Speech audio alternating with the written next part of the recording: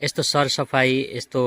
पहिला पनि अघि पनि हामीले देखि नै रहेको थियौँ र आज पनि उहाँलाई स्पष्ट रूपमा आफ्नो दलका सदस्यहरूसँग देख्न पाइरहेको छौँ र यसबारे केही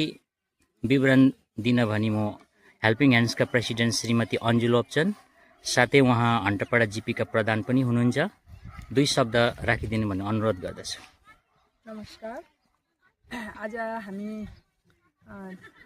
3 जनवरी 2026 शनिबारको दिन हेल्पिङ ह्यान्ड्स सम्पूर्ण टोलीहरू आज हामी गुम्सीपाडा बडा लाइन प्राइमेरी नेपाली प्राइमेरी स्कुलको प्राङ्गणमा उपस्थित भएका छौँ र स्कुलको अघि विद्यालयता मन्दिरको रूपमा हामी बुझ्ने गर्छौँ र मन्दिरको अघि साह्रै नै मैला झैला देख्दाखेरि चाहिँ हामीलाई अलिक असुविधा, अलिक नमिठो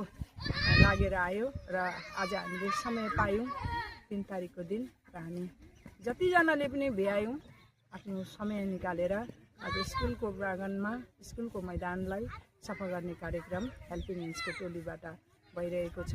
र हामी यसरी नै हेल्पिङ ह्यान्ड्स चाहिँ आफ्नो कर्ममाथि नै विश्वास गर्छौँ हैन भन्ने गर्छ सबैले कि प्रार्थना गर्ने ओठहरू भन्दा कर्म गर्ने हात नै पवित्र हुन्छ भन्ने चिजलाई हामी एकदमै मान्ने गर्छौँ, उच्च स्तरमा राख्छौँ। यसै कारणले हामी आफ्नै स्कुलको विद्यालयको प्राङ्गण सफा होस् भन्दै आज हामी जतिजना भ्यायौँ हामी काम गर्नमा तत्पर छौँ, खुसी छौँ हामी।